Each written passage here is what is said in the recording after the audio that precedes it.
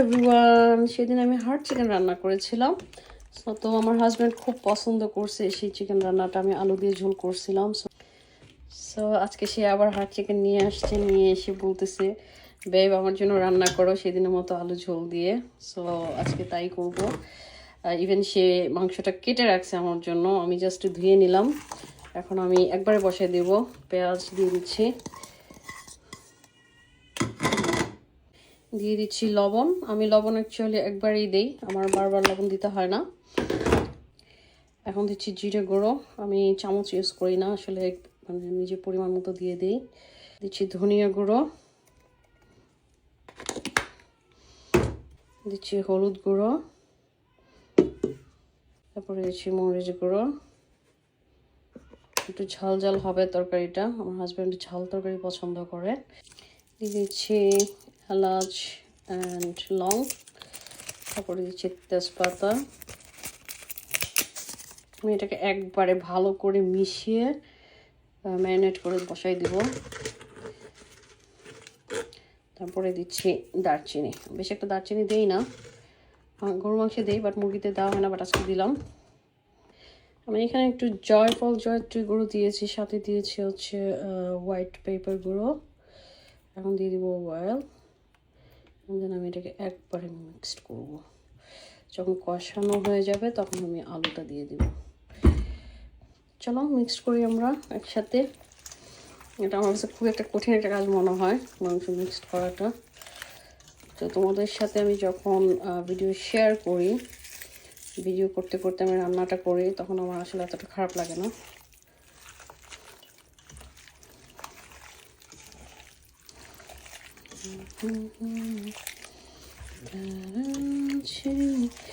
And আমি কিভাবে self এই ভিডিওগুলো ক্রিয়েট করি আমার ফোন দিয়ে, অ্যান্ড কি স্ট্যান্ড আমি ইউজ করি সেটা আমি তোমাদেরকে নেক্সট ভিডিওতে দেখাবো। আই থিঙ্ক এটা দেখলে তোমাদের জন্য অনেকটা উপকারী হবে। তোমাদের কারোর উপর ডিপেন্ডেন্ট হতে হবে না, নিজে ভিডিও বানিয়ে তোমাদের পেজে আপলোড করতে পারবে। ইভেন যারা ভয়েস দিতে লজ্জা পাও, তাদের ভয়েস দেওয়ার প্রয়োজন নাই, তারা মিউজিক অ্যাড করে দেন রান্নার ভিডিও দিতে পারো। জানি আমরা সবাই এজ এ বাঙালি উইমেন আমরা সবাই প্রতিদিন রান্না করতে হয় কম বেশি, অ্যান্ড সেগুলো দিয়েই কিন্তু তোমরা তোমাদের পেজ ক্রিয়েট করতে পারো। যদি তোমাদের ভিডিও ফর ইউ পেজে চলে যায়, দেন তোমার পেজ গ্রো করতে বেশি দিন সময় লাগবে না। আমার পেজে তেমন একটা ফলোয়ার্স নাই, অ্যাকচুয়ালি আমি 2 ইয়ার্স আগেই মনিটাইজেশন পেয়েছি, যখন আমার 1K ফলোয়ার্স হয় 2023-তে। বাট আমি কখনো আমার পেজটাকে সিরিয়াসলি নেইনি, ইভেন সিরিয়াসলি কাজ করিনি। মাঝে মাঝে আমি একটা দুইটা টিকটক থেকে ভিডিও বানাতাম, সেটা দিতাম, অ্যাড করতাম, মানে আপলোড দিতাম, বাট মাঝে মধ্যে মনেও থাকতো না, হঠাৎ যখন মনে হতো আচ্ছা একটা ভিডিও দেই পেজে, এরকম ছিল আর কি। বাট এখন দেখতেছি ফেসবুক এমন একটা সোর্স, মানে ইনকাম সোর্স বলো, সময় কাটানোর জন্য মাধ্যম বলো, হোয়াট এভার ইট ইজ, খুব ভালো একটা জায়গা। নিজের প্রতিভা দেখানো যায়। আমাদের বাংলাদেশে অনেক উইমেন আছে যারা খুব ভালো রান্না করে, বাট দেখা গেছে তারা সাপোর্ট পাচ্ছে না, বা ভয় পায় নিজের ভয়েস দিতে, বা কি বলে আনইজি ফিল করে, বা ফ্যামিলি থেকে সাপোর্ট পাচ্ছে না, তারা চাইলেও সেটা করতে পারতেছে না। আমি তাদের জন্য বলবো যে তোমরা কারোর উপর ডিপেন্ড হওয়ার দরকার নাই। আমি যে স্ট্যান্ডটা ইউজ করি, এই ধরনের একটা স্ট্যান্ড কিনে নিও, নিজের ভিডিও নিজে ক্রিয়েট করতে পারবা, বানাতে পারবা, অ্যান্ড পাশাপাশি পেজ বানিয়ে সেটাতে আপলোড দিতে পারবা। নিজের ভয়েস দেওয়ার দরকার নাই, ইভেন একদম নিজের নামও ইউজ করার দরকার নেই। সো ফ্যামিলি থেকে বাধা থাকলে তখন সেটা ফ্যামিলি জানবেও না, বা সেখানে কিছু বলারও থাকবে না। তো ইউ ক্যান ট্রাই। আমি এখন দিয়ে দিচ্ছি আদা রসুন পেস্ট, এখানে আদা রসুন পেঁয়াজ পেস্ট আছে।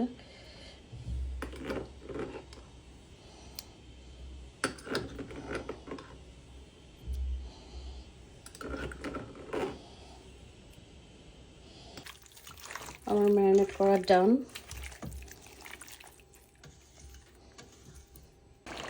আমার মাংস কষে আসছে, এখন আমি আলু দিয়ে দিব, দেন আলুটা দিয়ে কষিয়ে দেন হচ্ছে আমি ঝোল দিয়ে দিব। মাংস বেসিক্যালি টেস্ট হয় কষানোর উপরে। যত বেশি কষাবেন মাংস তত বেশি টেস্টি হয়।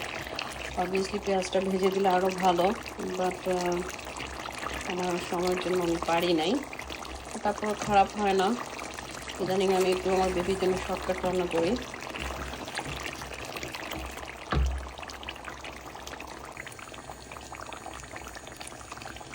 মাংসটা কষা খেতেও খুব ভালো লাগে। আমি আগে কষাই খেতাম, যেহেতু আমার হাজব্যান্ড ঝোল পছন্দ করে তাই আলু ঝোল দিয়ে রান্না করা।